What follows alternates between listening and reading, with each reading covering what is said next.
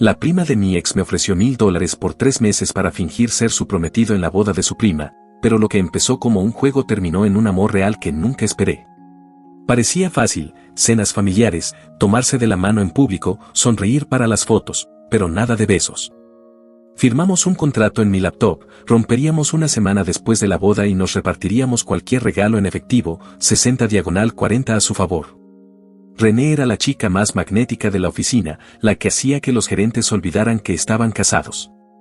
Yo, el nuevo, solo hablaba de código y evitaba el drama. Me buscó porque necesitaba un novio falso para la boda de su prima, lo que olvidó mencionar era que esa prima era Sasa, mi ex, la misma que me dejó por mi mejor amigo. Ensayamos historias, sonrisas y hasta mi voz de novio en el armario de suministros. Al principio todo fue puro teatro, manos frías como un apretón de negocios, diálogos ensayados, y padres evaluándome como si estuviera en una entrevista. Pero poco a poco las líneas se fueron borrando.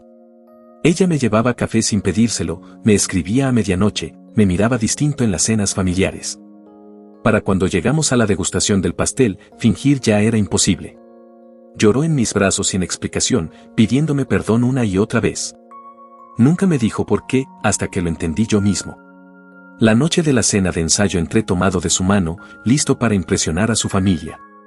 Y entonces la vi. Sasa. Vestido blanco perla. Detrás de ella, Kian, mi ex mejor amigo, con la corbata a juego. Todo se congeló. René se puso rígida. Ese era su secreto. No esperé explicaciones. Me solté de su mano y salí. Me alcanzó en el estacionamiento, temblando, pidiéndome que me quedara. ¿Sabías que estaría aquí?, dije. No sabía lo de Kian, pero sí lo de Sasa.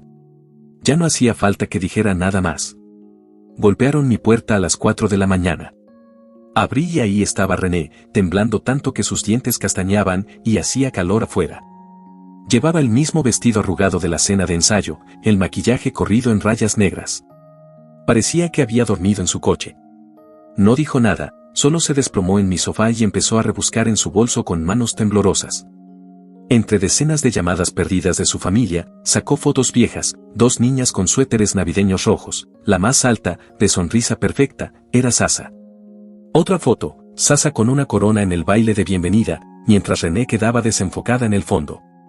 Otra más, en una fiesta familiar, todos alrededor de Sasa, y René sola en una esquina. Las piezas encajaron. Ella sabía exactamente quién era mi ex cuando me contrató. Sabía que me encontraría con la mujer que me rompió. Y yo le había contado todo. René me agarró el brazo, negando con la cabeza. Confesó que al principio solo quería poner celosa a su prima, pero luego, cada café que me llevó, cada mensaje de madrugada, cada lágrima en la degustación de pastel, nada de eso había sido falso. Habló de toda una vida a la sombra de Sasa, las notas, los papeles protagónicos, el ascenso que le prometieron y le dieron a ella. Fui a la cocina para no golpear una pared. Sin pensar, preparé su café exacto, leche de avena, shot extra, sin azúcar. Mis manos temblaban. Ella me mostró borradores de mensajes nunca enviados, todos intentando decirme la verdad sobre Sasa, escritos a las 3 de la mañana, justo después de cenas familiares. La rabia volvió. Había dejado que me acercara a su familia, que el pequeño Nathan me llamara tío Alan, y todo sobre una mentira. René se deslizó al suelo, llorando, diciendo que se había enamorado de mí y lo arruinó por miedo. Mi teléfono vibró con mensajes de Marcus, de Elena, del propio Nathan preguntando por qué su tía René estaba triste. Me senté en el suelo frente a ella. La boda era en 9 horas. Me dijo que podía decidir. Ir y seguir el contrato, negocio puro. Quedarme y que ella inventara una ruptura para su familia. Ir, pero como lo que éramos de verdad ahora, sin fingir. Y me miró con los ojos rojos, como si esa última opción fuera la única que de verdad quería. El sol ya entraba por la ventana de mi cocina cuando me dio 3 opciones, y se fue. Dijo que me dejaba decidir, que le mandara un mensaje. Me quedé solo, mirando en mi laptop el archivo de nuestro contrato con todas las notas que había guardado estos 3 meses, detalles de su familia, chistes internos. Capturas de pantalla del Facebook de su mamá con fotos nuestras en cenas y fiestas, sonriendo más de lo que recuerdo haberme sentido en ese momento. Mi teléfono vibró. Un mensaje de Kian diciendo que tanto él como Sasa me querían en la boda y que habláramos. Lo borré, pero antes le saqué captura. El traje que René me ayudó a elegir colgaba en mi armario. Me lo puse, solo para verme. Recordé cómo, en la tienda, me dijo que parecía James Bond y se sonrojó al darse cuenta. Marcus llamó. Me dijo que no sabía qué había pasado anoche, pero que las últimas semanas conmigo eran las más felices que había visto a René desde niña. Colgué y conduje hasta el lugar de la boda, pero estacioné al otro lado de la calle. Vi llegar a Sasa en una limusina blanca. Sonreía para el fotógrafo. Y, para mi sorpresa, no dolió como pensé, se sentía como ver una película sobre extraños. Luego, un mensaje de René, le dijo a todos que tenía intoxicación alimentaria, pero mi lugar en la mesa seguía reservado. Sin presión, escribió. A través del parabrisas vi a Nathan con su pequeño smoking, buscando entre la gente. Apretaba el dinosaurio de peluche que le regalé. El pecho se me cerró. Entonces, alguien golpeó la ventana de mi coche, Sasa, con su vestido de novia arrastrando en el asfalto.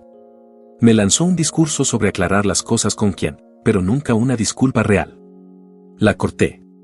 Le dije que no la perdonaba y no tenía que hacerlo, que esto ya no se trataba de ella. Subí la ventana y conduje hacia el estacionamiento del lugar. La ceremonia ya había empezado cuando entré. René me vio y abrió los ojos. Me senté a su lado y tomé su mano, no para fingir, sino porque quería. Nathan se subió a mi regazo y empezó a hablarme de dinosaurios mientras el lector hablaba de amor y compromiso. Se sintió más real que cualquier momento con Sasa en 2 años. En la recepción, estábamos en la misma mesa que los padres de Sasa. René desvió con maestría cada pregunta incómoda. En el bar, quien intentó acorralarme, le dije que nunca más seríamos hermanos. René apareció y le soltó que debería concentrarse en su novia en lugar de acosar a su novio, sin decir falso delante. Más tarde, en la terraza, Marcus encendió su puro y me contó que su matrimonio con Elena había sido arreglado. Les tomó 3 años enamorarse, pero ahora no imaginaba la vida sin ella. Me miró y dijo: a veces, las mejores cosas empiezan como simples acuerdos. El sol caía detrás del salón mientras la música se escapaba por las puertas francesas. Dentro, la dama de honor de Sasa daba un discurso sobre el amor verdadero que vence todos los obstáculos, mirándome cada vez que decía obstáculos. Debajo de la mesa, René me apretó la mano como si quisiera romperme los dedos. Cuando terminó el brindis, el DJ anunció el lanzamiento del ramo. Todas las solteras corrieron a la pista, menos René, hasta que su hermana Grace la arrastró a la fuerza. Sasa, con esa sonrisa venenosa, la miró directo a los ojos antes de lanzar el ramo como si quisiera noquearla. René lo atrapó por puro reflejo. Quizás seas la próxima, si encuentras a alguien real, soltó Sasa, lo bastante fuerte para que todos escucharan. Silencio total. La cara de René cambió de sorpresa a furia en un segundo. Se levantó, y sin saber cómo, ya tenía un micrófono en la mano. Intenté detenerla, pero empezó, un brindis para su prima Sasa. Dijo que siempre conseguía lo que quería, el ascenso de la empresa de la abuela, el presupuesto de boda más grande y hasta los novios ajenos. El salón entero jadeó. Marcus se enderezó, Elena se quedó con la boca abierta.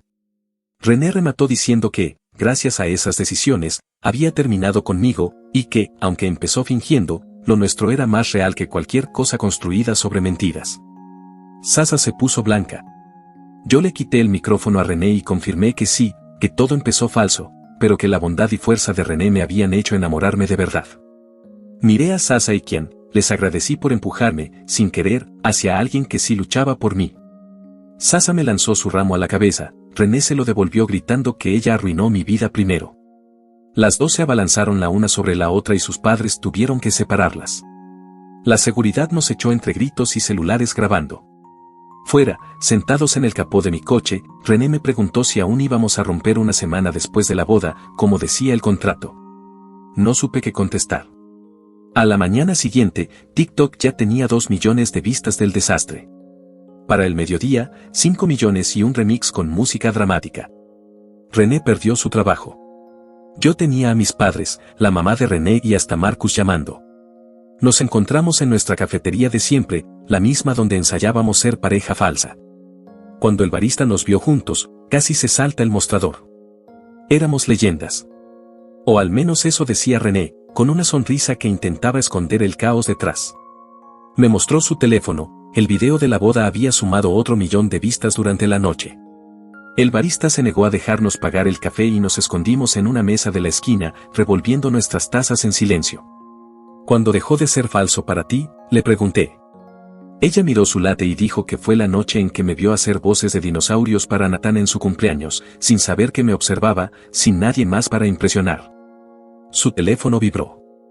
Era su jefe. Lo puso en altavoz y, en lugar de regañarla, se estaba riendo. Dijo que el video había sido lo mejor que le había pasado a la empresa en redes. Marketing quería armar una campaña y le ofrecieron un ascenso en ese mismo instante. No habíamos terminado de procesarlo cuando la puerta de la cafetería se abrió. Sasa, aún con su vestido de luna de miel y arena en las sandalias, se plantó frente a nuestra mesa. Arruinaron mi vida, dijo. El video estaba en todas partes, los padres de quien querían anular el matrimonio. René aguantó el silencio unos segundos antes de decirle. Tú arruinaste la suya primero. La diferencia es que él la reconstruyó. Sasa me miró directo. ¿La amas o todo esto es venganza? La respuesta me salió sin pensar. La amo. No por el contrato ni por venganza. La amo porque me trajo sopa cuando estaba enfermo, porque sabe cómo me gusta el café, y porque luchó por mí cuando yo mismo me alejé. Sasa pareció desinflarse, dio media vuelta y se fue. René me observaba como si buscara algo en mi cara. Acabas de decirme que me amas. ¿Era parte de la actuación? El contrato terminó ayer, cuando salimos de la boda le recordé. Suspiró. Hay algo que no te dije. No había dinero. Me gasté todos mis ahorros en tu traje y en las cenas familiares. Estoy en bancarrota. Me reí demasiado fuerte. ¿Me contrataste como novio falso con dinero que no tenías? Asintió, avergonzada. Dijo que pensó que encontraría el dinero antes de que acabaran los 3 meses. Borré el contrato de mi teléfono y le dije que era bueno que no estuviera aquí por el dinero. Le confesé sobre el cuaderno escondido en mi escritorio con todas sus cosas favoritas anotadas y sobre los juguetes de dinosaurios que compré para Nathan. Sus ojos se agrandaron. En ese momento, Marcus y Elena entraron. La familia está en reunión de emergencia, dijo Elena. Marcus añadió que, pasara lo que pasara, yo seguía siendo familia. En la casa, el salón estaba lleno. Los padres de Sasa exigían disculpas, pero una mujer mayor, la abuela Johnson, controlaba la sala. Dijo que yo podía haberme ido en la cena de ensayo, pero me quedé. Que eso era lo que querían en la familia. Grace intervino, Nathan no dejaba de hablar de mí. El niño corrió y me abrazó pidiendo aprender sobre pterodáctilos. Lo levanté y se escondió en mi hombro. Entonces, la puerta se abrió de golpe. Kian entró furioso, desarreglado, acusando a todos de arruinar su boda y su luna de miel. Sasa lo atacó verbalmente, él respondió. Entre gritos, confesaron que ella quería herirme y él estaba celoso de mi vida. Su matrimonio se rompió frente a 40 personas. La abuela los echó como si fueran niños. Horas después, con la casa vacía, René y yo estábamos en su antigua habitación. En las paredes seguían los pósters de su adolescencia, mezclados con fotos recientes que su mamá había impreso y enmarcado, cenas familiares, el cumpleaños de Nathan, la degustación de pastel donde René lloró. ¿Y ahora qué?, preguntó, como si no quisiera escuchar mi respuesta. Le dije que esta vez deberíamos intentarlo de verdad. Sin contratos, sin pagos, sin guiones, solo nosotros, averiguando si lo que teníamos funcionaba en el mundo real. Se mordió el labio. ¿Y si solo éramos buenos fingiendo? No respondí con palabras. La acerqué y la besé allí mismo, sin público, sin familia mirando, sin nada que demostrar. Solo nosotros. René se quedó inmóvil un segundo, y luego me devolvió el beso con una intensidad que me agarró la camisa como si no quisiera soltarme nunca. Acordamos que íbamos a salir de verdad. Y al día siguiente, el mundo decidió meter sus narices.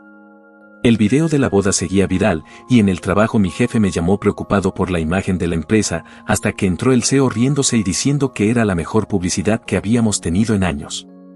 Incluso me dio un bono por mejorar la marca.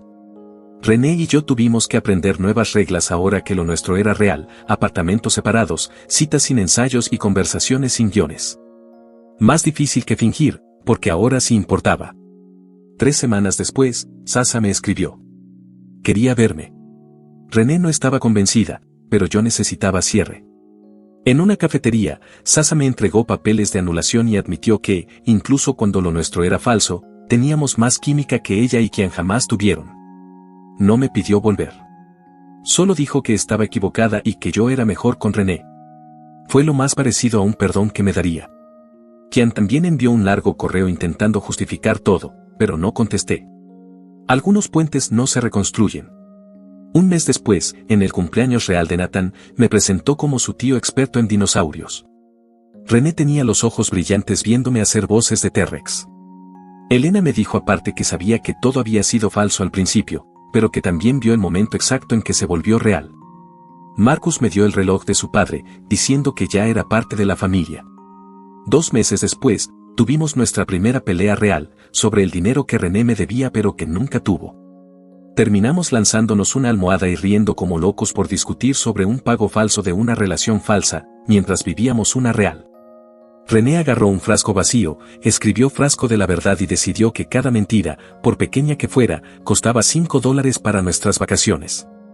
Se llenó en una semana. 3 meses más tarde, Marcus nos llamó para una cena sin dar razones. Encontramos a toda la familia viendo nuestro video viral, la pelea, el beso, todo con millones de vistas y comentarios diciendo que éramos metas de pareja. Internet ya sabía que Sasha y Kian duraron solo 3 semanas antes de que ella lo encontrara con su instructora de yoga. Y entonces, la llamada más inesperada, la abuela Miller, la matriarca silenciosa, nos invitó a tomar té, solo a nosotros. Su casa victoriana en Pacific Heights parecía valer más que 10 vidas mías. Nos sirvió Earl Grey en tazas antiguas, dejó su taza sobre el platillo y, sin rodeos, anunció: «Estoy reescribiendo mi testamento». Sasha demostró mal juicio. René puso el valor, pero yo puse el carácter, y eso pesaba más. Ya había llamado a su abogada y quería que estuviéramos presentes cuando firmara los cambios en el testamento. En horas, la noticia corrió por toda la familia. Sasha llamó a René gritando, acusándonos de manipular a una anciana y de haber planeado toda nuestra relación falsa solo para quedarnos con la herencia.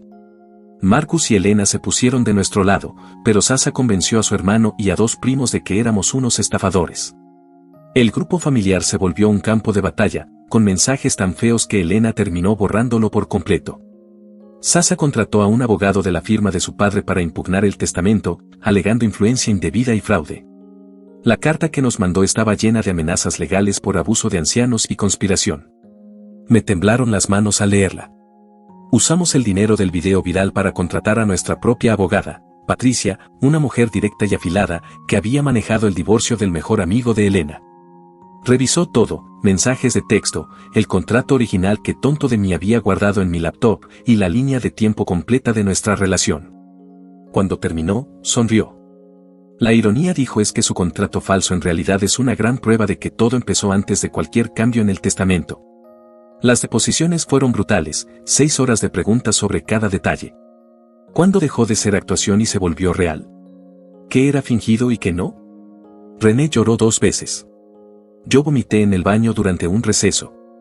Pero hubo algo liberador en decir toda la verdad, incluso las partes más ridículas, como ensayar mi voz de novio perfecto en el armario de suministros. El abogado de Sasha presentó nuestro contrato como si fuera el golpe final. Patricia contraatacó con todo, fotos, etiquetas en redes, videos de seguridad mostrando a René prácticamente viviendo en mi apartamento. El juez empezó a hacer preguntas muy concretas sobre el contrato frente a la línea de tiempo real. La noche antes del fallo, René no pudo dormir. A las 3 de la mañana se sentó en la cama, temblando por la idea de perderlo todo, su familia, el dinero, tal vez incluso a mí. Le recordé que empezamos sin nada real y que, aún así, logramos construir algo verdadero. Me besó. No como en la boda, sino como si necesitara tocar lo que era real.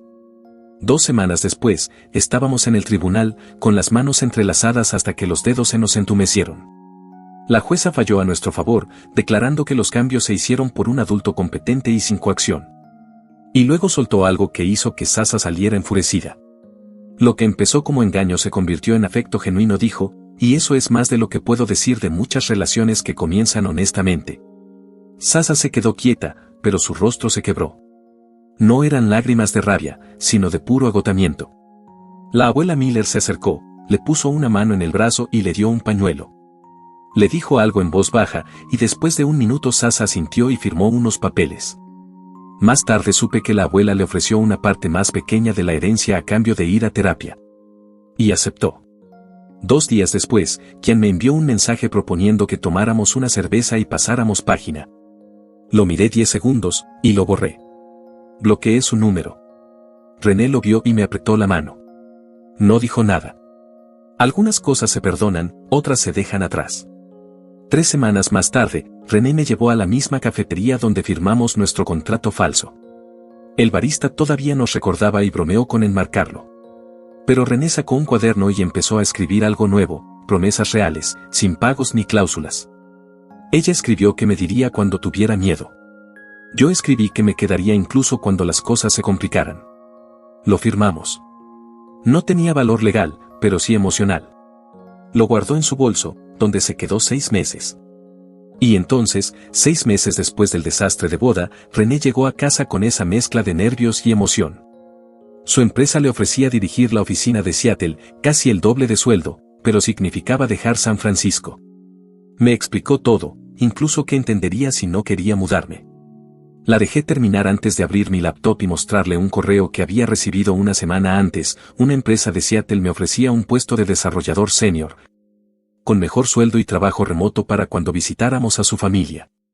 Se quedó mirándome como si no pudiera procesar lo que veía. No sabía que llevaba 3 meses entrevistándome en secreto, investigando empresas y tomando videollamadas en mis descansos.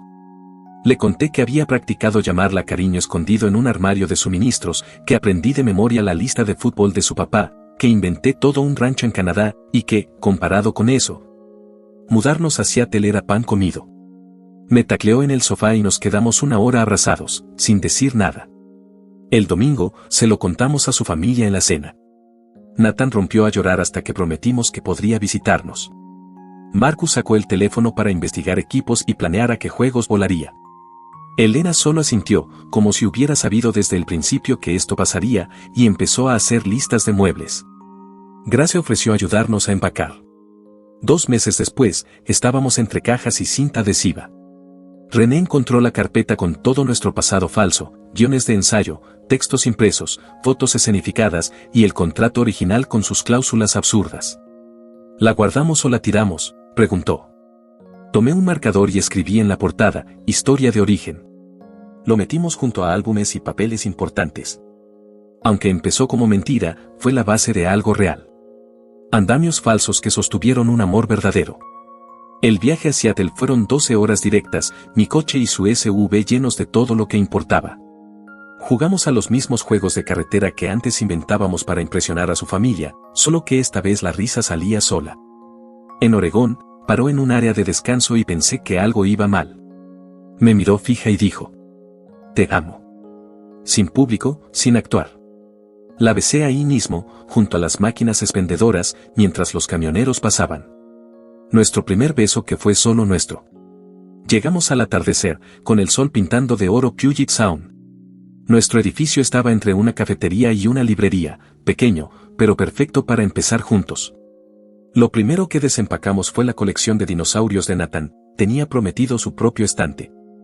Esa noche, aún armando la cama, recibimos una videollamada familiar improvisada.